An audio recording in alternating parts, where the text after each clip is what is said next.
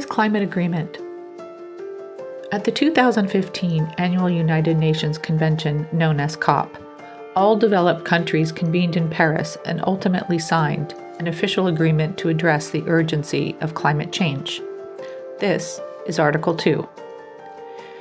This agreement, in enhancing the implementation of the Convention, the United Nations Framework Convention on Climate Change, adopted in New York on May 9, 1992, including its objective, aims to strengthen the global response of the threat of climate change in the context of sustainable development and efforts to eradicate poverty, including by holding the increase in the global average temperature to well below 2 degrees Celsius, above pre-industrial levels, and to pursue efforts to limit the temperature increase to 1.5 degrees Celsius, above pre-industrial levels, recognizing that this would significantly reduce the risks and impacts of climate change.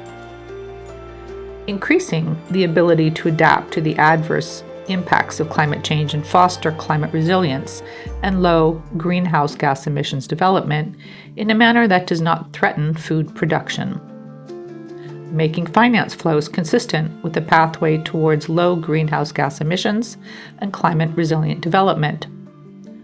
This agreement will be implemented to reflect equity and the principle of common but differentiated responsibilities and respective capabilities in the light of different national circumstances.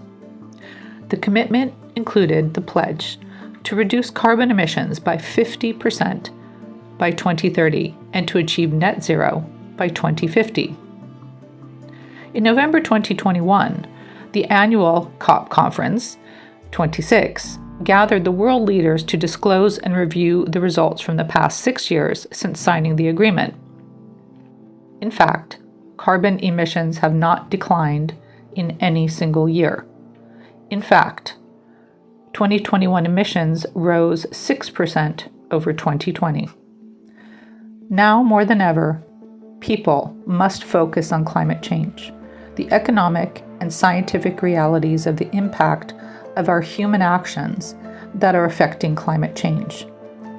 Our actions must be pervasive and comprehensive across almost all of our day-to-day decisions.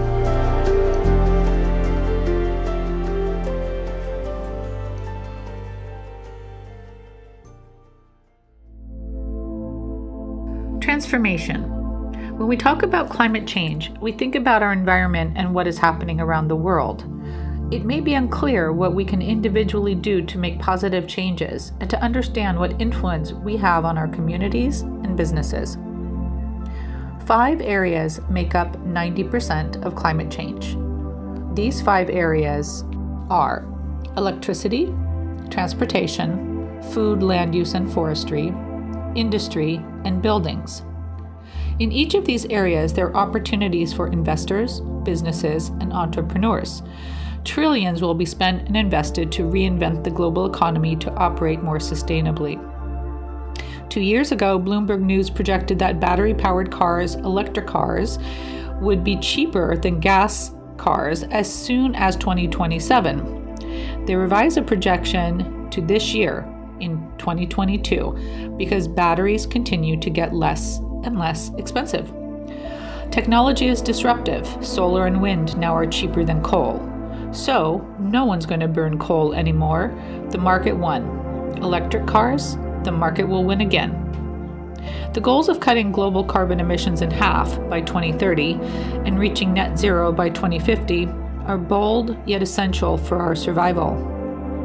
Scaling sustainability requires significant changes, but the positive results for the environment and industry are worth it. However, without solid execution plans and a sense of urgency, the world will not achieve these objectives in time. For companies, their future business viability depends on delivering sustainable outcomes.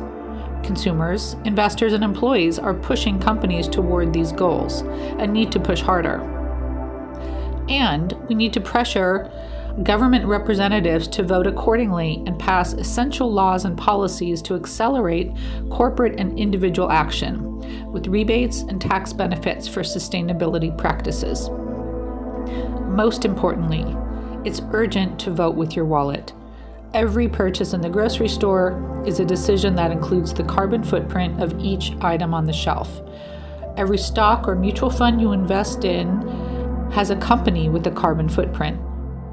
What's in your 401k? Take the time, be intentional, and make conscious decisions and purchases that represent your commitment to a zero carbon future, our future, and the future of planet Earth.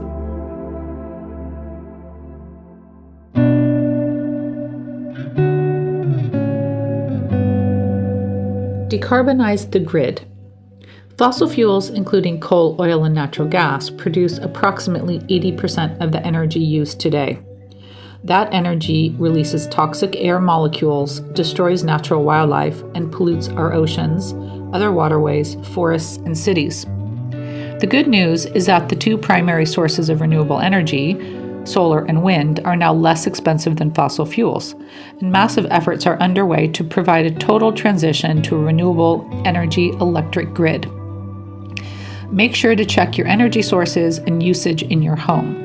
Energy efficiency will save you money too. Electrified transportation. In the United States, carbon emissions from transportation accounts for about 29% of total carbon dioxide emissions. Petroleum-based products account for 91% of the transportation sector energy use.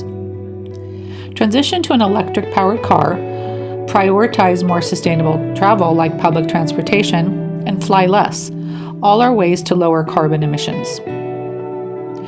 Responsible building and industrial developments. GDP and population growth have decisive impacts on what is built, what materials are used, and how we are connected. The carbon footprint of new buildings, renovations, and all the infrastructures have accountability for their carbon footprint. As consumers, we have a role to play to advocate for energy efficiency across all growth. Rethink food. The agriculture sector is one of the largest producers of greenhouse gases, including nitrous oxide, methane, and carbon dioxide. Approximately 10% of total greenhouse gas emissions in the U.S. are from agricultural activities. Synthetic fertilizers and pesticides, livestock management, livestock digestive process, and other agricultural practices increase greenhouse gas emissions. Adopting a plant-based diet minimizes livestock and other related agricultural emissions. There is a multiplier effect as well, with less land used for livestock, more available for reforestation and oxygen-producing plants. And plant-based diets are healthy and nutritious. Protect nature. Our water, our forests, and our land are all affected by climate change and by human action, which is changing the balance of carbon cycles. We must protect our nature, preserve the balance of our ecosystems, safeguard the biodiversity of all species on the planet and in our oceans. Carbon is essential to all life on Earth. It's in our DNA, in the food we eat, the air we breathe. Where carbon is located flows between the atmosphere and organisms on Earth as it is released or absorbed. This is the carbon cycle, perfectly balanced in nature for thousands of years.